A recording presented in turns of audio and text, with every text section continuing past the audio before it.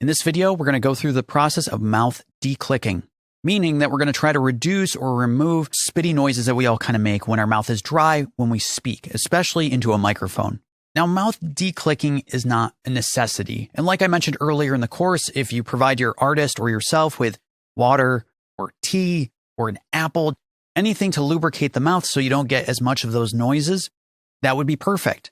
Some people are more sensitive to mouth clicks than others, so much so that's kind of like nails on a chalkboard. So it's the kind of thing that maybe you got to deal with, maybe you don't. Unfortunately, it's not easy to remove mouth clicks with things like EQ or compression. And in this case, we're going to be relying on third-party plugins to do the heavy lifting for us. Now, at the tail end of this performance, you really start to notice those mouth noises. Let's take a listen so we know what we're working with. Mix your music in stereo or surround and export the final mix in a variety of formats for distribution. Mix your music in stereo or surround and export the final mix in a variety of formats for distribution. Mix your music. Okay, so we know what we're dealing with. Let's now start out in the opposite direction. So I'm going to use Acon Digital's declick, as because we're dealing with mouth clicks and noises, you'd think probably a declicker. We have the option for decrackle or declicking. Let's start with declicking. Now let's just take a listen as is what this contributes. Mix your music in stereo or surround and export the final mix in a variety of formats for distribution. Mix your music in stereo. Okay, sounded pretty good. It's not catching it all. Let's solo the noise just so we can hear it.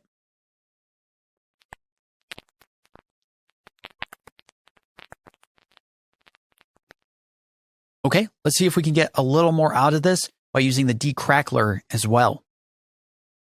Mix your music in stereo or surround and export the final mix in a variety of formats for distribution. Mix your music in stereo or surround and export the final mix in a variety of formats for distribution. Mix your music. So we want to be sure that we're not cutting into our voice unnecessarily. Let's solo the noise to see what's going on.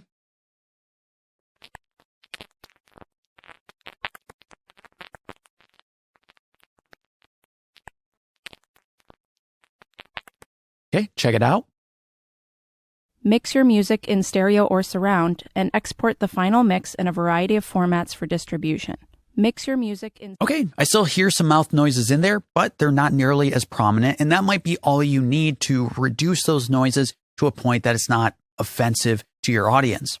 But some companies offer a specific plugin and algorithm for the process of mouth declicking. iZotope is one of those companies. So if we go here, go look for the mouth declick option. Now it looks just like the Deplosive plugin. How sensitive do you want this to react to the mouth clicks? We have a frequency skew, so are they more low frequency or high frequency? Or right in the middle. And we can also adjust click widening. This is for some special case scenarios. You're probably not going to use this much.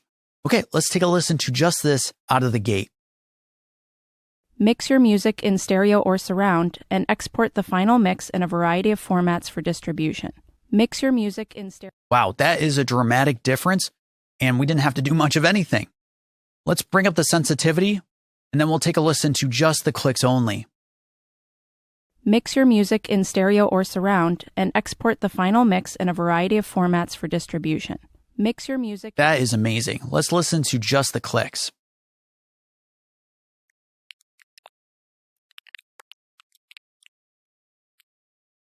Seems a little more specific and specialized to those clicks themselves. You know, it doesn't seem to be grabbing on as much to the lower frequency content, but more the higher end where that sort of noise really becomes apparent.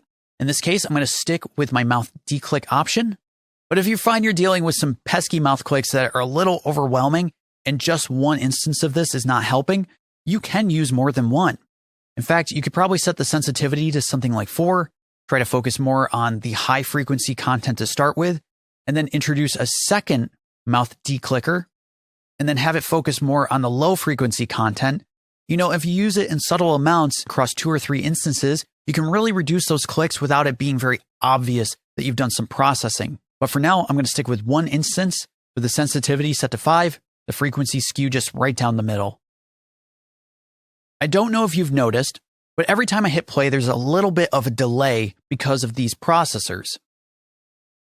Mix your music in stereo or surround. It starts a little further back than the cycle range and needs to buffer, and that's because these are CPU intensive plugins. So at this point, I would probably bounce this in place so we don't have to deal with that delay.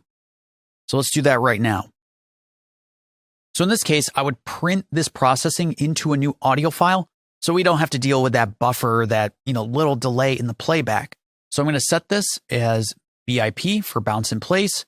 I'm going to make sure to include the effect plugins and hit OK.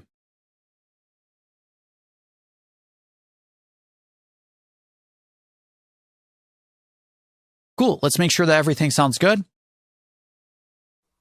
Logic Pro is a powerful, full-featured music app with all the tools you need to create professional quality music productions.